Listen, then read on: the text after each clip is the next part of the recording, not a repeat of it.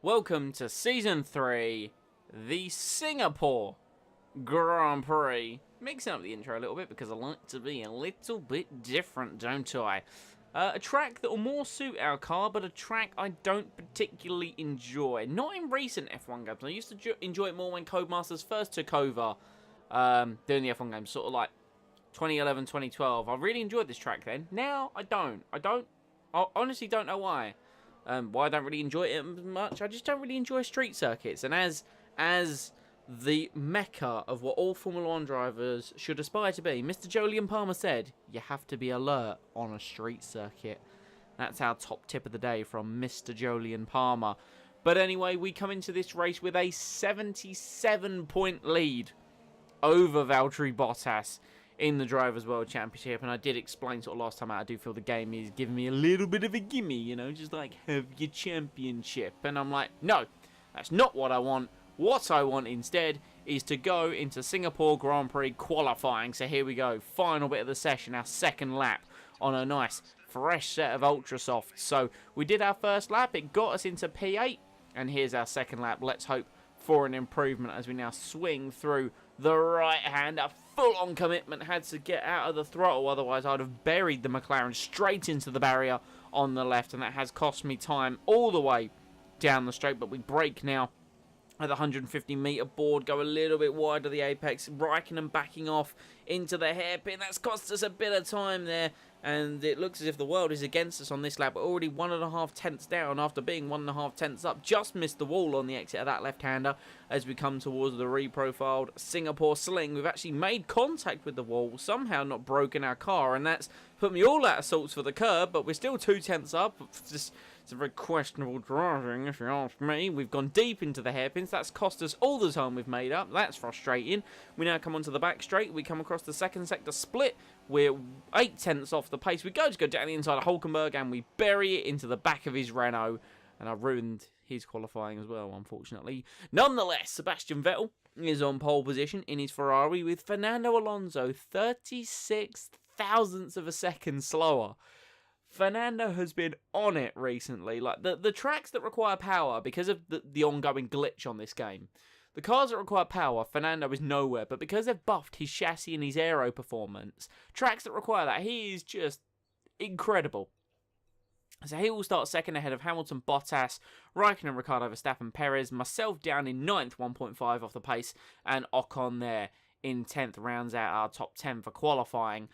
Strategy is not a complicated one. It's a long old race. 2-stop is advised. The 3-stop is apparently only 9 seconds slower, but I can't bear the thought of going down a 37-mile-an-hour pit lane 3 times in one Grand Prix weekend, as we have 5 red lights at Singapore. Lights are out and away we go. We started 8th. Someone dropped grid positions. No idea who. Personally, as Alonso challenges Vettel into turn 1. He's been squeezed on the inside, and then Hamilton is trying to make the moves on Fernando around the outside. Can he squeeze past our teammate there? We've defended from Esteban Ocon, who's now on traction.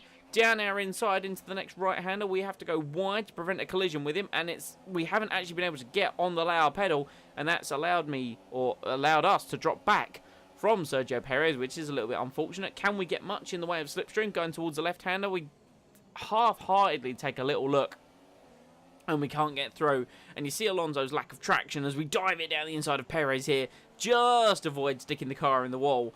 But you can see Alonso's lack of power as he's down from 2nd to 4th. Lewis Hamilton leads the way.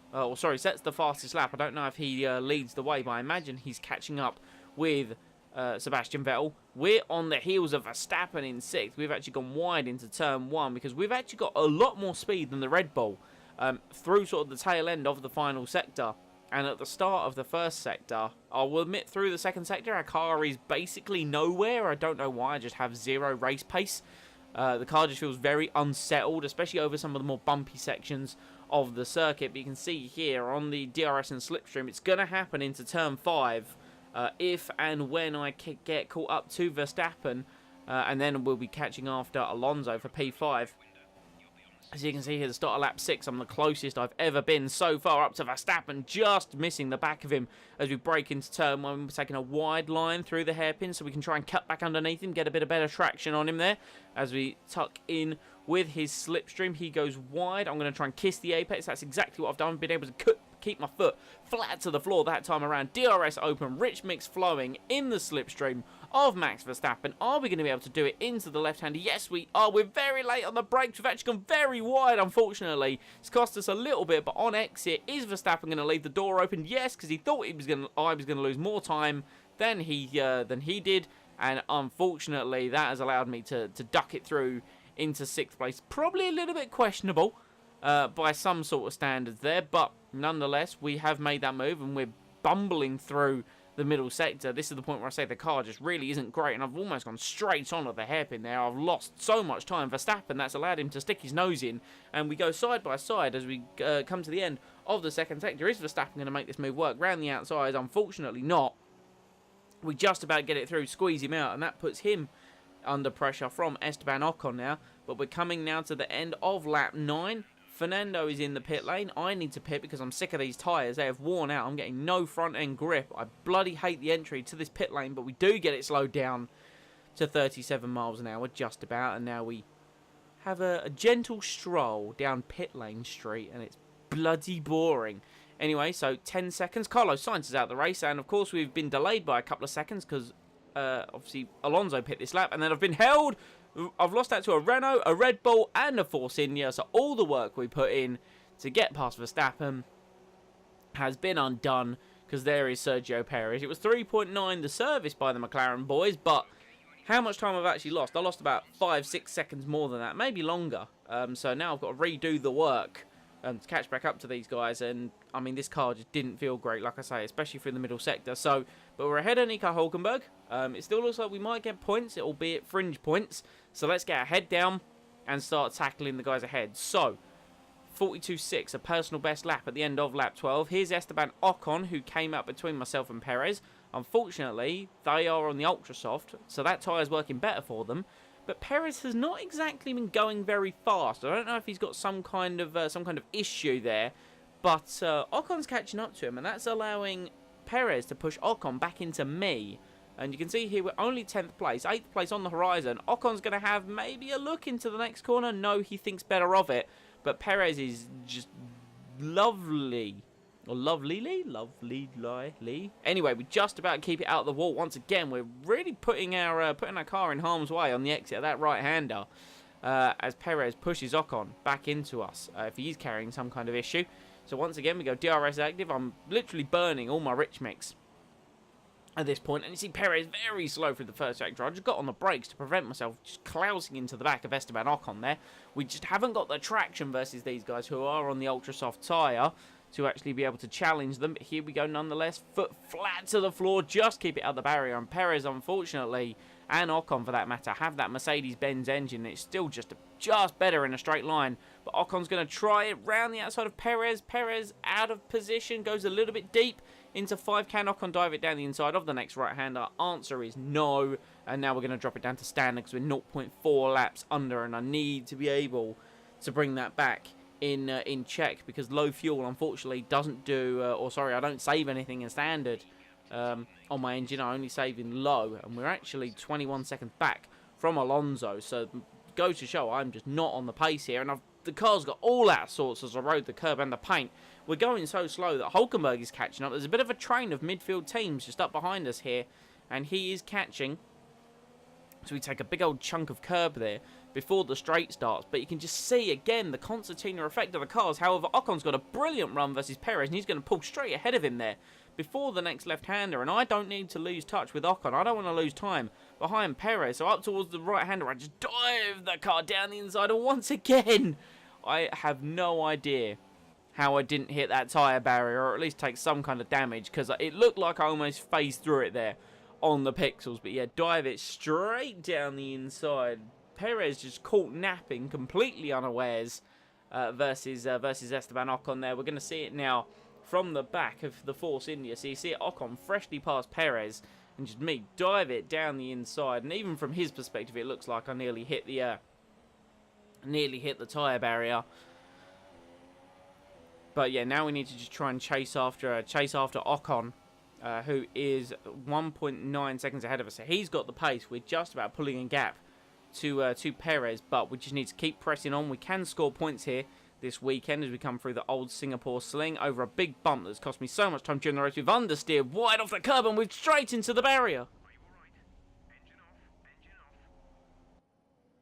What a mistake to make. Like I said, the car, I reduced the ride height because the car was just too much drag when it was high, and it's cost us over the bump. We're out of the Singapore Grand Prix.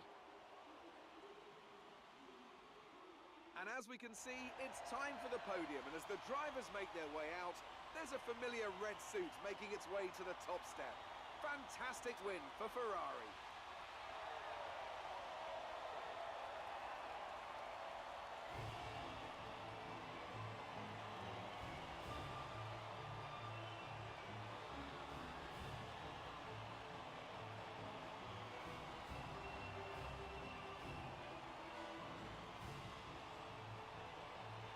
So Sebastian Vettel wins the Singapore Grand Prix, 7 seconds ahead of Valtteri Bottas. So the thing gets 18 points on us here this weekend. And Fernando Alonso, credit to him, manages to bring it home in P3. Excellent drive by Fernando to get on the podium there. Hamilton down to 4th. Not too sure what happened with him there in the closing stages of that race. Raikkonen 5th. Ricciardo up to 6th there. He did brilliantly from 11th. Verstappen down to 7th. Ocon and Perez finished almost line astern there. And Hülkenberg got 10th. As we move to the Drivers' Championship, you do see the points that Valtteri gained on me. So he's now only 59 points behind with Vettel there. Just a further 13 points back. You see Alonso has now jumped Hamilton. He's up to 5th in the drivers' standings there. Excellent weekend all around for Alonso. But poor weekend for ourselves. And in the Constructors, Ferrari now only 53 points behind us, so we need to try and keep that lead. And it was such an uncharacteristic mistake. That was the most frustrating part of it for me. I was like, I've just binned it into the wall and I've cost myself and my team points. But sometimes that is how it goes in Formula 1. Like I say, I'd too much drag on some of the straights, so I'd reduced the ride height, and then that was before qualifying. So naturally, as soon as I then went out for my lap, obviously Parc Fermé kicks in, and obviously just the car over the bump in that particular sector. Because I turned right on the bump, and obviously the car then just understeered wide, and I basically went to the scene of the accident. But yeah, we'll need to bounce back. Our next one up is the Malaysian Grand Prix, one of my personal favourite tracks on the calendar. The last time I'm going to race it in an F1 game, because it's not going to be in F1 2018, so we'll need to see how the car fares that time out as we move on sort of like, well, we are in the Asian sector of the season. But guys, if you have enjoyed, thank you very much for watching. Leave a like and comment any feedback down below. And if you want to be kept up to date with the content that comes to the channel, please remember to hit subscribe and enable them notifications to never miss anything, be it upload, stream, community post, whatever that I decide to do with this. I don't know. I'll see you next time.